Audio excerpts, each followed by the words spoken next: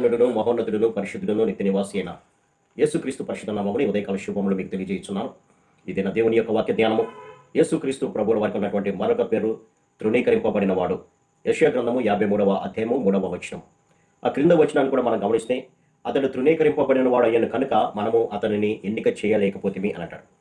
అంతేకాకుండా యోహాను సువార్త 1వ అధ్యాయము 11వ వచనాన్ని చూస్తే, ఆయన తన స్వకీయుల యొద్దకు వచ్చాను కానీ ఆయన స్వకీయులు ఆయనను అంగీకరింపలేదు. కాబట్టి యేసుక్రీస్తు ప్రభువుల వారు తన జనాంగం దగ్గరికి వచ్చినప్పుడు కూడా వారు ఆయనను అంగీకరింపలేదు అని అంటారు. యేసుక్రీస్తు ప్రభువుని ఎంతగా తృణీకరించారు అని అంటే, ఆయన మీద అబద్ధ సాక్ష్యాలు మోపి ఆయనను చంపాలి అనేటువంటి ఆలోచనతో అక్కడ ప్రధాన యాజకుల వద్దకు, పిలాతు వద్దకు తీసుకొచ్చినప్పుడు అసలు ఈయన యందు నాకు ఏ దోషము కనపట్టలేదు కాబట్టి ఆయనను వదిలివేద్దాము అని వారు అన్నప్పుడు వారు అంటున్నటువంటి మాట, యేసుక్రీస్తుని సిలువ వేయుడి, మా కొరకు బందిపోటు దొంగగా ఉన్నటువంటి బరబ్బాను విడుదల చేయండి అని వారు ఏకపెట్టిన కేకలు వేసినట్లుగా మనం గమనించవచ్చు. అంతగా యేసుక్రీస్తు ప్రభు వారు ఎందుకు తృణీకరించబడ్డారు అని కనుక ఆలోచన చేస్తే, ముందు ప్రభువు అసలు ఎందుకు వచ్చారు ఈ లోకం అనుకోండి అనేది జ్ఞాపకం చేసుకోవాలి. ఆ నరకము నుంచి, ఆ నాశనం నుంచి ప్రతి మానవుణ్ణి కూడా విడుదల దయచేయాలనేటువంటి ఆలోచనతో యేసుక్రీస్తు ప్రభు వారు ఈ లోకంలోనికి వచ్చారు. ఆయన జన్మ పశువుల పాకలో జరిగింది. ఆయన తల్లిదండ్రులుగా ఒక వడ్రంగి కుటుంబం నుంచి ఆయన వచ్చినట్లుగా మనం గమనించవచ్చు. అందుకనే వారు ఆయనను తృణీకరించారు. రక్షకుడుగా ఆయనను అంగీకరించలేరు. అంతేకాకుండా ఆయన చేస్తున్నటువంటి బోధలు కానివ్వండి, ఆయన చేస్తున్నటువంటి స్వస్థతలు కానివ్వండి, ఇవేవి కూడా అప్పుడు ఉన్నటువంటి పరిచయాలు కానీ శాస్త్రులకు కానీ మింగుడు పడనటువంటి విషయాలుగా ఉన్నాయి పిల్లలు. అటువంటి సందర్భంలో ఒక అధికారం కలిగినటువంటి ఒక నాయకునిగా యేసుక్రీస్తు ప్రభు వారు బోధిస్తున్నప్పుడు ఆ బోధకు వ్యతిరేకంగా వారందరూ కూడా ఆయనను తృణీకరించినట్లుగా మనం గమనించవచ్చు. ఎందుకు తృణీకరించారంటే, మొట్టమొదటి కారణం వాళ్ళు చెప్తున్నటువంటి మాట ఏంటంటే, ఈయన విశ్రాంతి దినాన స్వస్థపరిచారు. మోషే ధర్మశాస్త్ర ప్రకారము విశ్రాంతి దినమున ఎవరు ఏ పని చేయకూడదు. కాబట్టి యేసుక్రీస్తు ప్రభు వారు స్వస్థపరిచిన దాన్ని బట్టి వారు ఆయనను తృణీకరించారు. యేసుక్రీస్తు ప్రభు వారు ఈ లోకానికి వచ్చింది సాతాను బంధకాల్లో ఉన్నటువంటి వారికి విడుదల దయచేయడానికి, పాప బంధకాల్లో ఉన్నటువంటి వారికి విడుదల దయచేయడానికి యేసుక్రీస్తు ప్రభు వారు వచ్చారు. అది విశ్రాంతి దినమా, సోమవారమా, మిగతా వారాలని కాదు, కానీ ఎవరైతే బంధించబడి ఉంటారో సాతాను చేత వారందరినీ కూడా విడుదల దయచేయడానికి వచ్చారు. ఆనాడు విశ్రాంతి దినమున ఆయన స్వస్థపరిచినందుకు వారు ఆయన మీద నేరం మోపారు. రెండవదిగా, దేవుడు తన సొంత తండ్రి అని చెప్పి దేవునితో సమానునిగా ఆయనను పోల్చుకుంటున్నారు అనేది ఆయన మీద ఉన్నటువంటి నేరారోపణ. అవును, యేసుక్రీస్తు ప్రభు వారు తండ్రితో సమానంగా ఉంచుకోవటం భాగ్యమని ఎంచుకోలేదు, కానీ మనమందరం కూడా నశించిపోకూడదనే నిత్య నరకానికి వెళ్ళకూడదనే ఆలోచనతో తన యొక్క స్వరూపాన్ని, తన యొక్క సొగసును, తన యొక్క అధికారాన్ని కోల్పోయి ఈ లోకానికి వచ్చారు, వదులుకొని లోకానికి వచ్చారు. అది గమనించినటువంటి వారు యేసుక్రీస్తు ప్రభువుని తృణీకరించారు.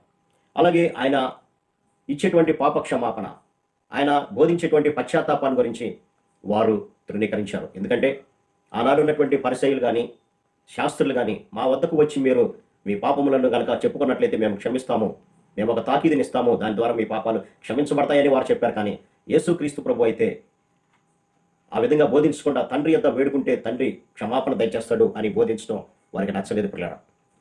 కాబట్టి వారు ఆలోచన చేసింది ఒక రకమైతే ప్రభు బోధించేది ఇంకొక రకమైనటువంటి బాధ.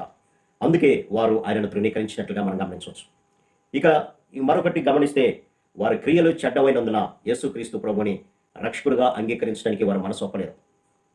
ఈనాడు కూడా అంతే, లోకంలోనికి వెలుగు వచ్చింది కానీ తమ క్రియలు చెడ్డమైనందున వారు వెలుగును ప్రేమింపక చీకటినే ప్రేమించిరి అని యోహాను సువార్తలో మనం చూడొచ్చు.